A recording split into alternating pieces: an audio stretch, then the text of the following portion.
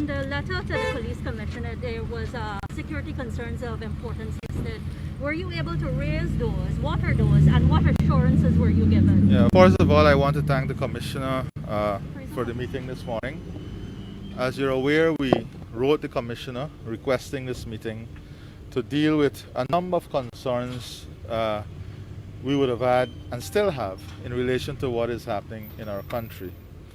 The first thing has to do with social media and some amount of mainstream media, where there are persons who are making racially hostile statements, trying to divide our society, trying to incite people. So we raised this issue with the commissioner, and we asked the commissioner what systems are in place and to deal with this, to ensure that there is monitoring and to ensure that action is taken against such persons. So the commissioner responded that he has systems in place. They're actively monitoring what is happening, and they have compiled a list of breaches, and they have sent that list for legal advice in relation to the statements that are made on social media, inciting people and so on. And we further requested to have a contact that we can also share such information with to help the process of identifying those risk factors and those who are bent on creating mischief in our society and dividing our people along racial lines. That was the first issue. The second issue has to do with the safeguarding and securing of state assets, documents, fixed assets. You would recall that in 2015, there were police officers stationed at every ministry and department whilst the transition was taking place.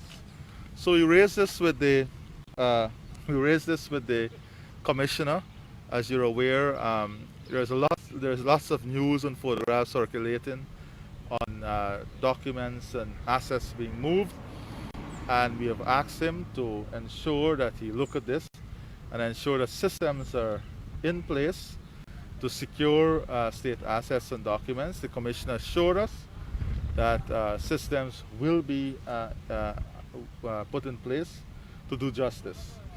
The third issue is how do we deal with any eventuality after the declaration, because there have been many threats, many statements on social media, and the commissioner has assured us that they're actively monitoring the situation, they're gathering intelligence, they're securing information to deal with any such threat if it arises.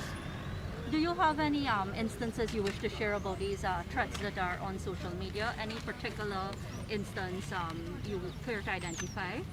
No, I would not want to identify those threats. No, the police, they have compiled a list, and they have, and he said they're acting on that list. The list has been sent for legal advice. So I don't think I need to go over that. But if you go through social media now, the funny thing is that a lot of these persons who are doing this, trying to divide people racially, are those living outside of Guyana and who have no interest in coming back here, but it seems bent on creating mischief. And I think it is time the force deal with these persons in a condign manner. How do you balance that concern with freedom of expression? Of course, we support freedom of expression, and this was raised with the commissioner, that we want, we don't want any Guyanese to be denied freedom of expression. It's a constitutional right, it's a fundamental right. But the freedom of expression does not mean spreading hate and making racist statements and trying to divide our people, creating mischief and division in our country. That is not freedom of expression. That is trying to destroy the fabric of our society and create havoc in our country. Did your delegation raise any concern about the lists of people that were provided as not being out of the country? We have already raised those issues publicly. We have already... No, that wasn't raised at this meeting. But we addressed the issue. We addressed the issue, the propaganda of that is being spread about the disciplinary services votes, members of the joint services, that their votes were not counted and were not stamped. So we addressed that issue. In relation to the issue you would have raised, we have already made our position public on that. And from the list the commissioner submitted, many Guyanese have already came forward in relation to their existence. So I think that matter is a separate matter. But why not challenge him on some of the names that his office would have supplied? We have already did that publicly, and the persons themselves have done it by coming. Persons themselves have done this by coming forward, both on social media, in affidavits. It's out there. But Mr. Ali, even though those persons came forward, the police commissioner maintained and he stood by his list. Why didn't you challenge him in person, face to face, that you had this meeting with him about what he said? The party had asked for him to withdraw the list. We did not raise that issue. That is a separate issue. And the commission, we have already made our position public on this. It wasn't an issue that we had to raise with the commission. The commissioner has put forward a list. His list has been challenged by the people themselves. Persons are presenting themselves. His list has been shown to be flawed, and the commissioner has a view. We have a view, and the people have a view. Mr. Ali, are you fearful for your safety in the coming days? Is that one of the priorities? I'm not fearful. I'm not a fearful person. I fear God. That is it, and that's all. I fear God. But let me say this: that I want the best for our country, and I want to ensure that the security forces have everything in place to protect the people of our country, to protect the assets, of individuals, and to protect the streets of our country. That is all. What assurances did you get from the police commissioner about safeguarding state assets? What did he say exactly in terms of? He said that he gave full assurance that he's going to put a system in place to have this done. And we reminded him of the 2015 scenario where officers were placed at the different ministry, and he assured that he's going to look into this. Do you share with him any information you may have about unrest leading up to and after the declaration?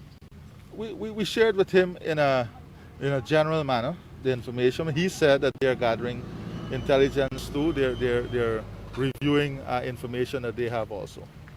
Of course, this whole question of the people who were said to have been out of the country during election day and so on is still up in the air.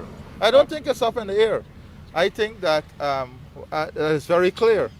The commissioner submitted a list. First of all, you can't determine who voted. You can't determine who voted on the list. That's the first thing. The second thing is that the commissioner submitted a list, and that list was challenged by many Guyanese. So the list is flawed. The commissioner, I think, then went on to make a statement that he can't account for persons who may have moved legally or illegal. That's another issue. But the issue is the list was challenged, and so the list has been deemed to be flawed. The commissioner list itself. So he has to look at his database too. His information system might be flawed, and that's a serious concern. That's something serious we have to look at. Do you think he should be retained as police commissioner if and when your government takes office? We are not in a witch hunting exercise. We are not in any witch hunting exercise. Let me make that very clear. We are going to act professionally. The commissioner has assured us that he and his team would continue to act professionally. They would act professionally. We hold the commissioner to his commitment. But we are not in a witch hunting exercise about firing people and so on. That is not. We are moving forward in this country, in building a strong country, a country that is inclusive, that a country that is tolerant of different ideas and different views, and a country in which all Guyanese must be proud of. That is what I'm looking forward to. Thank you. The recount shows that the PPP has emerged with the most votes. Do you have an idea as to what your cabinet will look like if you're sworn into office? These are things that we have been discussing, and we have many ideas. We have the ideas of what the future of the country, the immediate task ahead, but those are things we'll discuss later at the relevant time. You just don't wish to share with us at this time? At the relevant time, I'll be more than happy to share with you. I think the media has an important role to play, and you will find in me someone who will facilitate regular discussion with the media to keep the public informed too. Thank you very much. Thank you, Mr. Ali. Now we will Just make it clear that if you could read read Article 177 2B of the Constitution, please look at that. And you will see that Irfaan, it says that once it's established that one list has more numbers than the other list, the head of that list, the presidential candidate on the list that has the majority vote, is deemed the president of Guyana, is deemed, and that the chair of GCOM shall declare him as president. So Article 177 2B of our Constitution is quite clear. It has been established now that the list, the PPP's list, has the most votes, and therefore Irfaan is already deemed the president of Guyana. It's awaiting that section of the Constitution which says that the chair of GCOM shall now declare him. So, as far as we're concerned, all of the shenanigans that are going on now to prevent that declaration, it's not going to work, because that's the supreme law of the country. And I would want to urge the media to look at it. I'm trying to get, is there any particular reason the list that the police commissioner had shared with GCOM about this immigration, the people, wasn't raised by the we did not want this to seem as though we are trying to deal with elections related matter that are before the commission and everything else. So that was a simple reason we did not want to raise that matter, so that APNU will then come and say, had we raised that issue, that we were trying to influence the Commissioner of Police to withdraw his list. It's already been established in the public domain that the list is horrendously flawed. We don't need to do much more. Let me just get your comment quickly on something that's in the public arena. Guy Suko's letter and the fact that they can be out of money. How can this be dealt with? Well, we're hoping, well, I don't know how this government, well, President Granger, where de facto government will deal with it. That is why we need the declaration very early, so we can address these issues. But it's a crucial. Your thoughts on going forward? You have to deal with it one way or another. And you think this is the only issue? There are several other issues. We have to look at whether Marriott has been able, because of COVID, to service its loan. We have to look at the reserve position. We have to look at the collapse in revenue, state revenue so far. There are tons of issues that have to be addressed that could right now, from all I'm hearing, we're practically bankrupt as a country. The revenue has collapsed, and we don't have the same level of exports that we had, so the export earnings are falling, and many of the institutions have gone into financial crisis. They run out of money simply. Would you recommend a bailout at this time? That will come next week when Irfaan is formally sworn in. And my final question, is there a place for you and the Irfaan Ali government as an active politician? That will you will see next week. If there is, there will be no surprise. Okay, thanks. Thank you.